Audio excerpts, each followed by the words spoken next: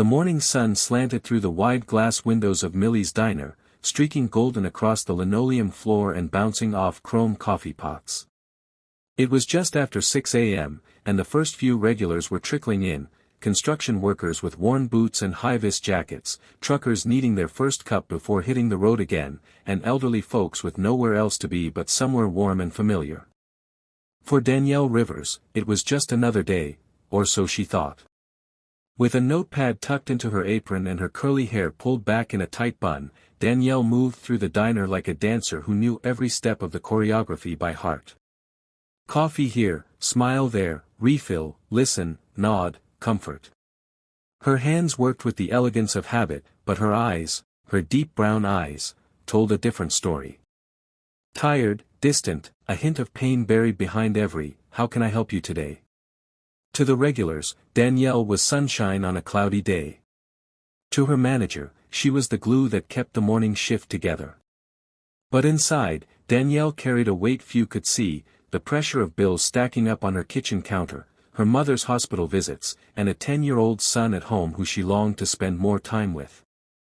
Life hadn't been easy, but she faced it with quiet resilience. That morning, though, something in the air felt different. She was wiping down table 7 when the door swung open with a chime.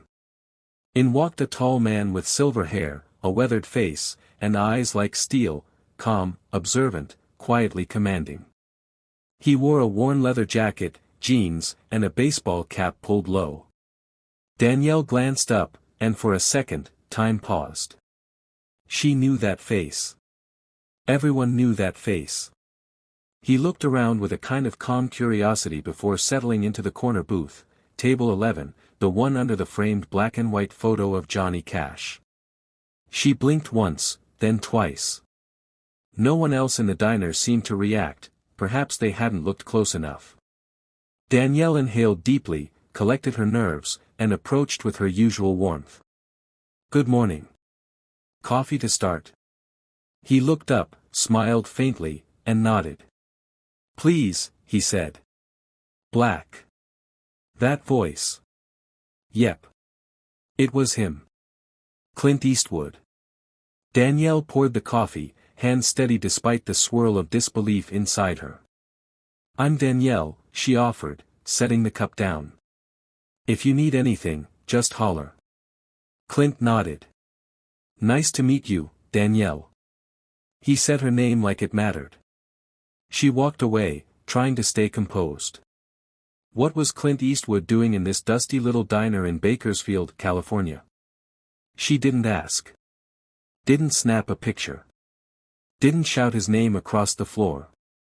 She just did her job. Over the next half hour, Clint sipped his coffee, ordered scrambled eggs and toast, and occasionally looked out the window, as though he were remembering something from long ago. Danielle treated him just like any other customer. She asked about the food, kept his coffee full, and left him space. When he was ready to leave, he asked for the check. "It's on me," she said quickly, almost instinctively. He raised an eyebrow. "Why's that?" Danielle gave a small shrug. "I just appreciate your work. Grew up watching your movies with my dad. It's a little thank you." Clint studied her for a moment. "You got a good soul, Danielle." She smiled, a bit flustered. "Just doing my job, sir." He pulled a wallet from his jacket, slipped out a bill, and placed it inside the checkbook. "Well, let me thank you, too." With that, he stood, tipped his cap, and left. Danielle waited until the door closed behind him before walking over. She opened the book and found not just $100 bill, but a small handwritten note on a folded napkin. She read the first line, and froze. Her hand went to her mouth. Tears welled in her eyes before she could stop them. Her knees buckled slightly, and she sat down in the booth, clutching the napkin like a lifeline. The note read, "Danielle. I see you. I don't mean in a movie star kind of way, I mean truly see you. The way you moved today, with grace despite the weight you carry, reminded me of someone I once knew, someone I loved and lost. Don't give up. Tell your son he's got a warrior for a mother. If you ever need anything, reach out. You've got a friend in me. C.E. There was an address and phone number scribbled at the bottom. Danielle's tears spilled over. Not because it was Clint Eastwood. But because in that moment, someone saw her. It sat folded in her purse, nestled between a bus pass and a half-used tube of lip balm. Every break at the diner, every quiet moment at home, she found herself reaching for it. Not to reread it, she'd memorized every word, but just to feel it. Like a small, sacred thing she wasn't quite ready to share. It was surreal. A Hollywood legend had seen her, not just as a waitress, not as a passing extra in the scene of his life, but as a person. Someone worth acknowledging. Worth encouraging. And he'd given her his phone number. But what was she supposed to do with that? The logical part of her brain told her it was a kind gesture, nothing more. Something he'd probably done 1,000 times for fans across the country. Yet something about the way Clint had looked at her, the words he chose, the emotion in that note, told her otherwise. Still, days turned to weeks. The napkin remained folded, untouched. Until the night everything came crashing down. It was late. Danielle had just finished her double shift. Her feet ached. Her back felt like it might splinter in two. She entered her small apartment quietly, careful not to wake her mother, who had moved in after her third surgery, and tiptoed into her son Elijah's room. The boy was asleep, arms splayed out like a starfish, covers kicked off, one sock missing. Danielle smiled faintly. He was growing fast. Already asking questions about things she wasn't ready to answer, like why Daddy left, or why they always had just enough. She kissed his forehead, pulled the blanket over him, then made her way to the kitchen. And stopped cold. The eviction notice was stuck to the fridge. Red ink. Final warning. Her breath caught. She'd been late, again. The hospital bills, groceries, the broken radiator. She thought she had a few more days. Apparently not. Her knees gave out, and she sank to the floor. For the first time in years, Danielle let herself cry. Deep, body-shaking sobs. Not just because of the notice. But because she was so tired. Of holding it all together. Of being strong for everyone else. Of never catching a break. She pressed her face into her hands. That's when she remembered the napkin. She rose slowly, like a woman on a mission. Dug through her purse until her fingers found it, soft, worn, familiar. She unfolded it and stared at the number again. And then, before she could talk herself out of it, she dialed. It rang twice. Then a voice. This is Clint. There was no assistant. No automated message. Just him. Danielle's breath caught in her throat.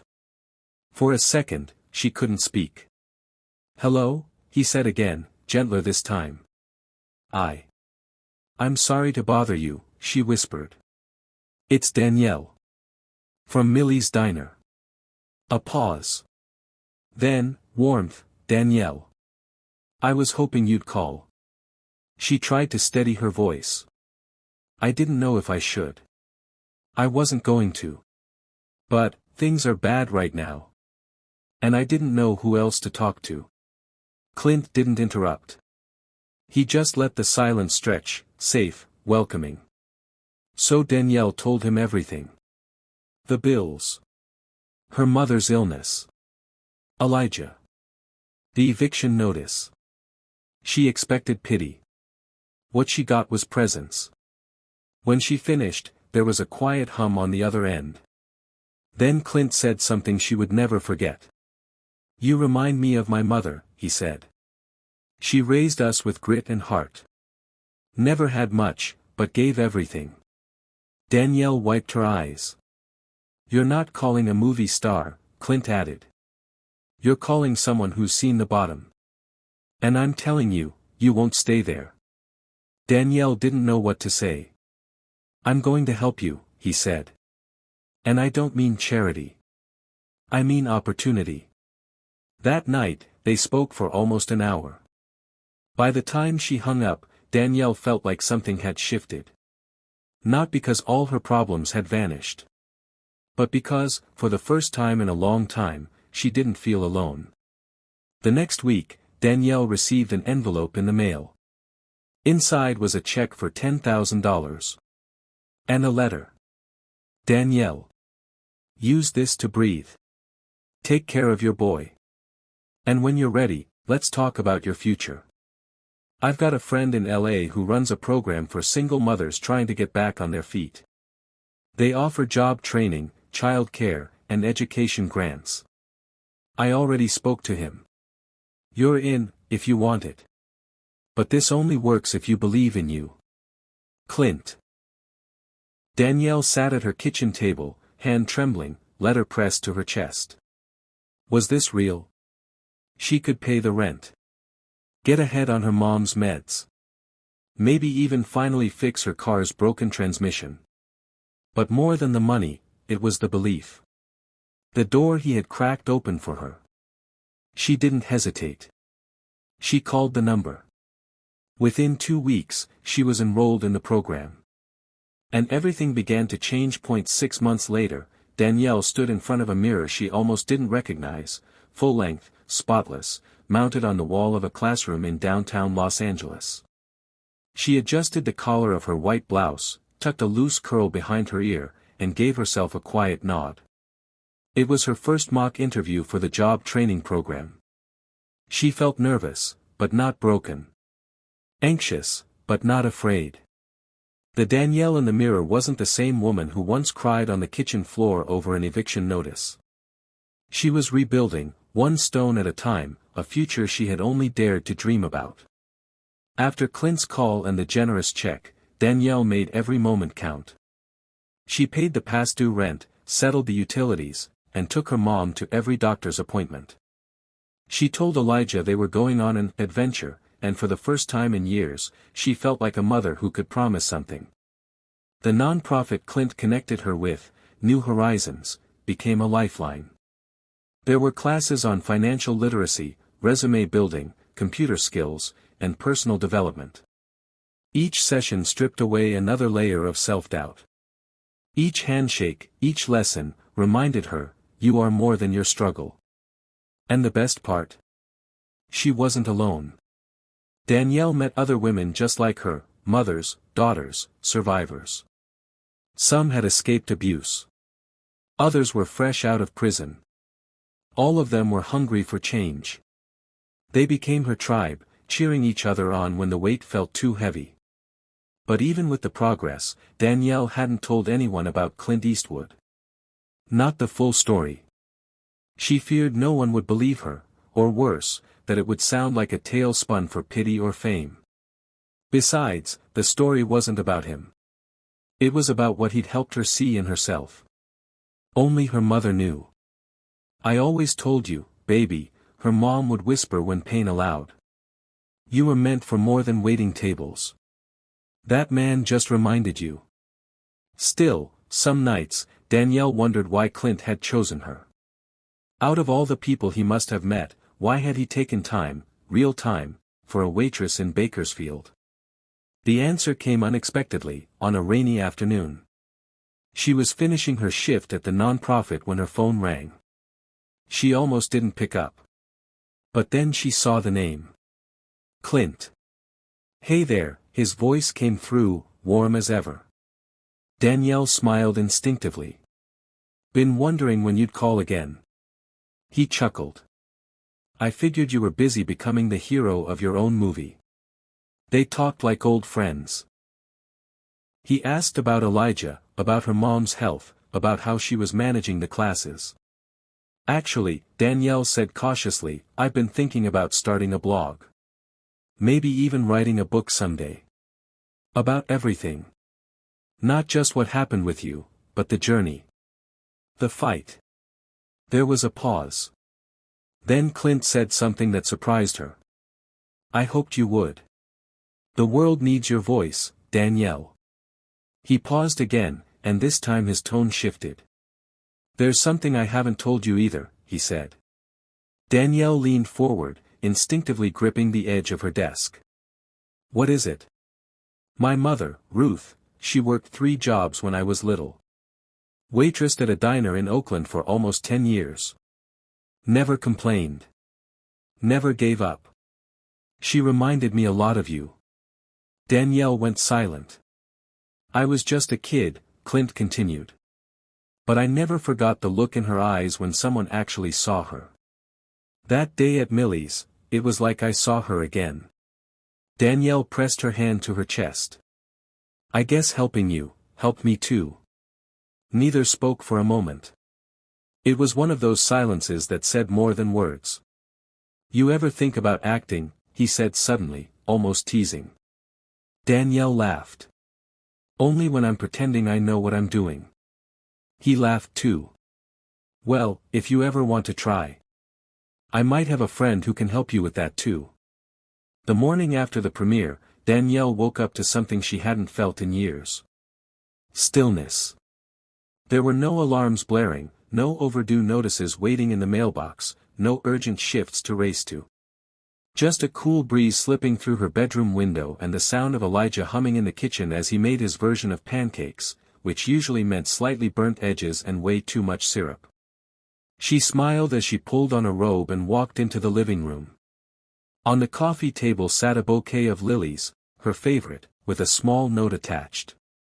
"You lit up that carpet last night. Proud doesn't begin to cover it. C.E." Danielle pressed the card to her chest. Even now, after everything, Clint Eastwood's support felt surreal. But more than that, it felt earned.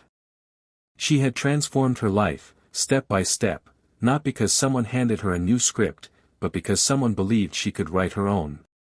Later that week, she received an email from a literary agent in New York who had read a draft of her blog, the one she'd started under the title, More Than a Waitress. A friend at the nonprofit had forwarded it, and now, there was a publisher interested in turning it into a memoir. Danielle was stunned. She remembered staring at the screen for a long time, her fingers trembling, before calling her mother. "Mama," she whispered, "they want me to write my story." "For real?"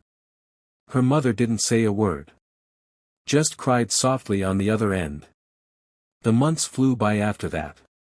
The book deal came through. Not a huge advance, but enough to move into a better apartment, enroll Elijah in music lessons, and finally pay off the last of her debt.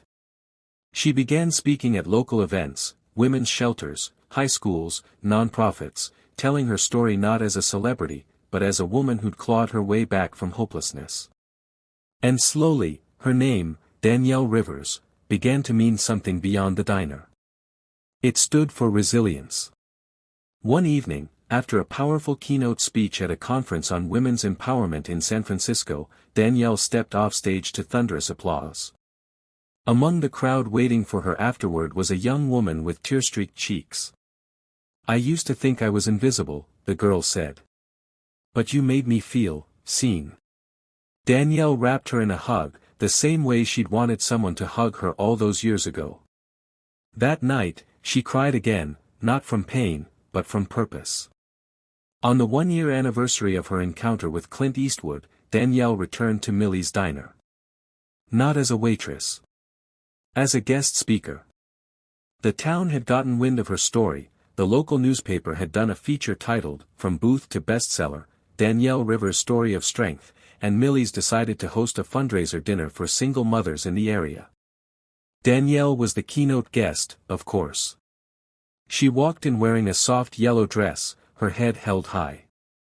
The same customers who once watched her refill their coffee now stood to applaud her entrance. But the most beautiful moment came when she walked past table 11. It was empty, except for a napkin. She paused, heart fluttering, and unfolded it slowly. It read. "You took your shot. You changed the story.